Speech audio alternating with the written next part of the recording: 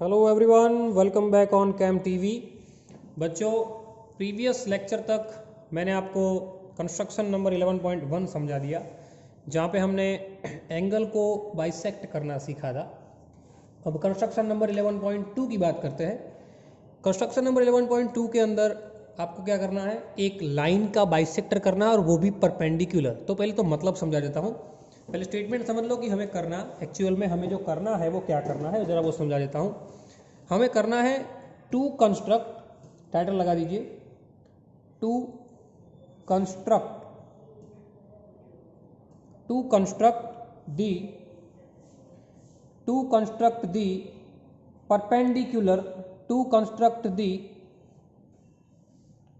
Perpendicular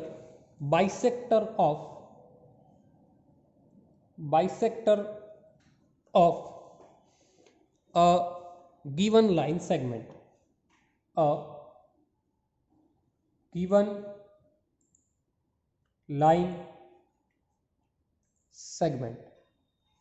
so समझिए question के हिसाब से हमें क्या क्या ध्यान देना है। ओके, चलो सब लोग ध्यान देंगे।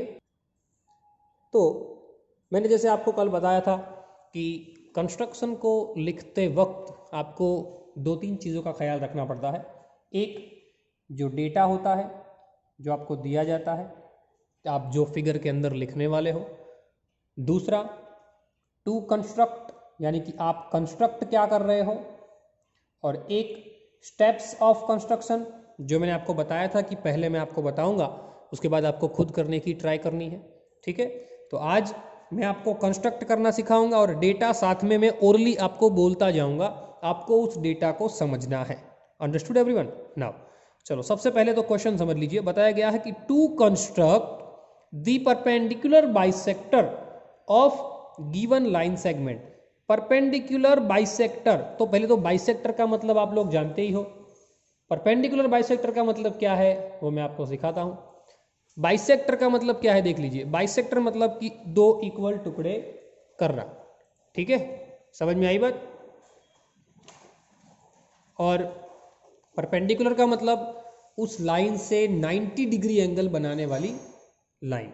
यानी कि अगर मैं एक लाइन ड्रॉ करना चाहूं और उस लाइन का बाइसेक्टर यानी कि दो इक्वल टुकड़ा करना चाहूं और वो भी परपेंडिकुलर करना चाहूं, तो मुझे उसको किस तरीके से करना है, उसके बारे में हमें इस कंस्ट्रक्शन में डिस्कस करनी है। ठीक है, तो चलिए सबसे पहले तो हम एक लाइन ड्रॉ कर देते हैं, जिस लाइन को हम क्या करने वाले हैं, बाइसेक्ट करने वाले हैं, और वो भी परपेंडिकुलर। तो चलो, मैंने एक कोई भी मेजरमेंट की एक अप्रोक्स मैंने लाइन बना दी। उस लाइन को मैं नाम दे देता हूं A and B line.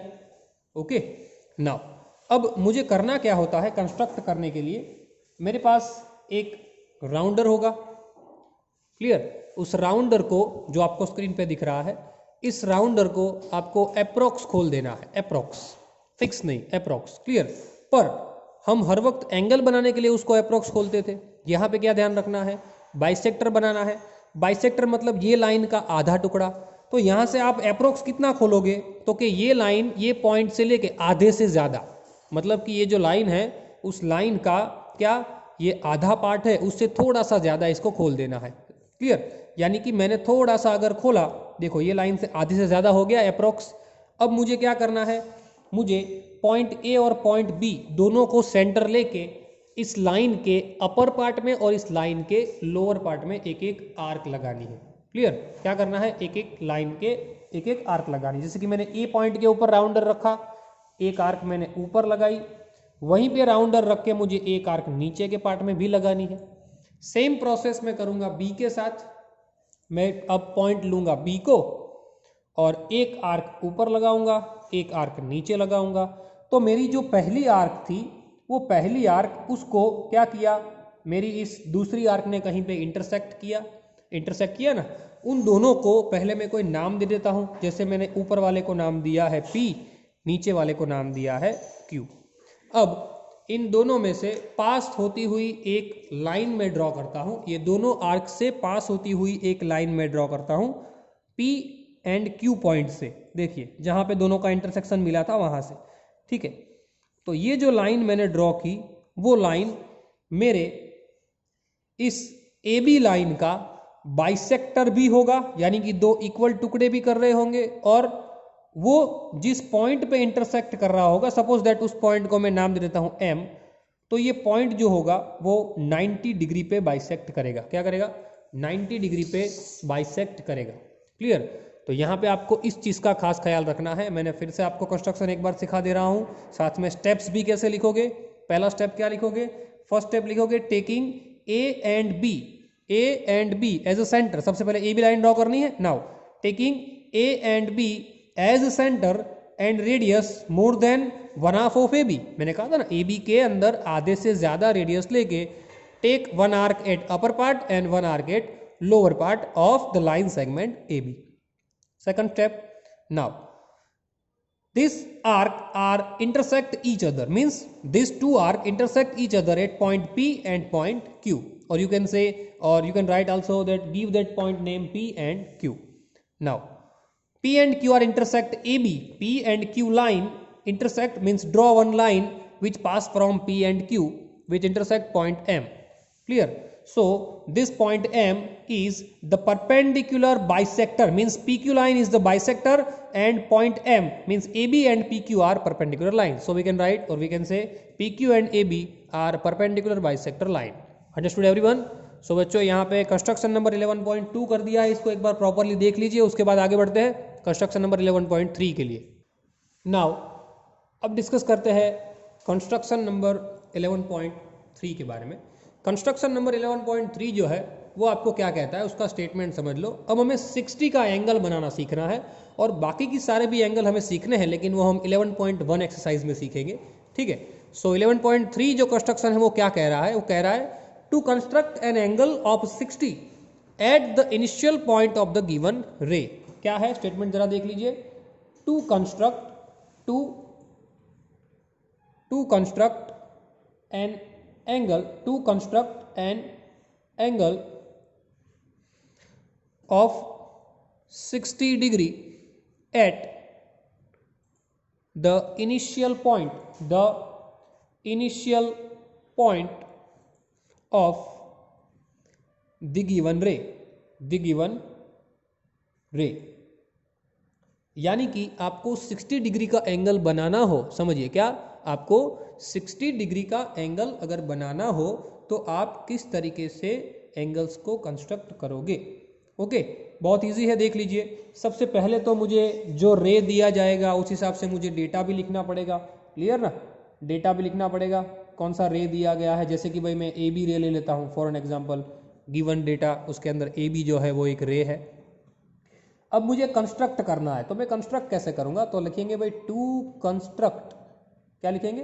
To construct. Okay, सो यहां पे एक चीज का ध्यान रखना कि टू कंस्ट्रक्ट लिखने के बाद आप लोग को कंस्ट्रक्शन चालू करना है। ओके, नाउ चलो अब कंस्ट्रक्शन करना चालू करते हैं। कि सबसे पहले तो ए बी लाइन हम ड्रॉ करते हैं, जो आपको रे दिया, माफ कीजिए रे दिया है, लाइन नहीं है। तो मैंने सबसे पहले तो ए बी रे को ड्रॉ कर दिया, जो भी अप्रोक्स दिया है। चलो ए बी रे ड्रॉ हो गया। अब ए बी रे ड्रॉ होने के बाद मुझे 60 का एंगल बनाना हो तो बहुत इजी है बच्चों, और ध्यान रखना ये एंगल बहुत इंपॉर्टेंट है। आपको 60 का एंगल आ गया मतलब बात खत्म, आपको सारे एंगल धीरे धीरे आ जाएंगे। 60 का एंगल कैसे बनाओगे? तो आपके पास ये राउंडर है, उस राउंडर को पहले तो अप्रोक्स ऐसे खोल देना है, और अप्रोक्स खोलने के बाद आप क्या करोगे? ए पॉइंट को सब्जेक्ट लोगे, ए पॉइंट को सेंटर लोगे, सॉरी, और ए पॉइंट को सेंटर लेके एक ऐसी बड़ी आर्क पास करोगे, ऐसी। क्लियर? ये जो है एक बड़ी आर्क पास करोगे जो हमारी लाइन ए बी से पास होती होगी। ये मेजरमेंट बदलने नहीं देना है, ये मेजरमेंट इतना ही रहना चाहिए।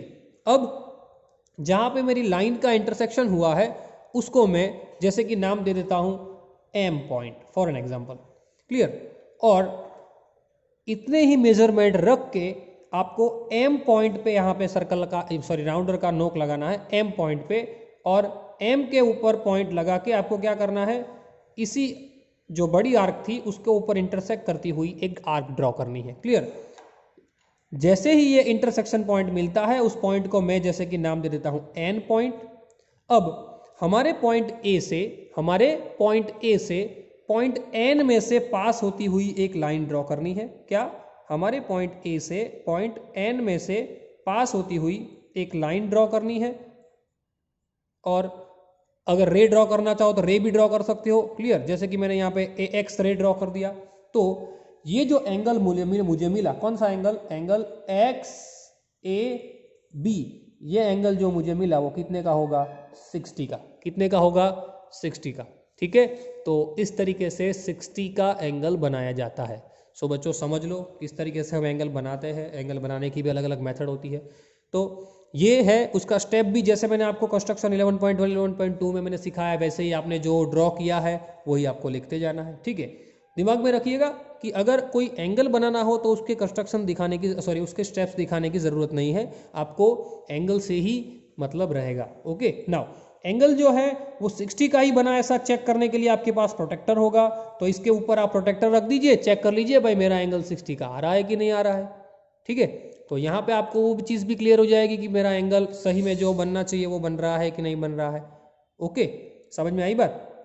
सो चलिए यहाँ तक रखते हैं बच्चों, और अगले लेक्चर के अंदर मैं आपको 11.1 एक्सरसाइज जो है उसके अंदर जो भी अलग अलग प्रकार के कंस्ट्रक्शन दिए गए हैं उसके बारे में थोड़ी इन्फॉर्मेशन दूंगा।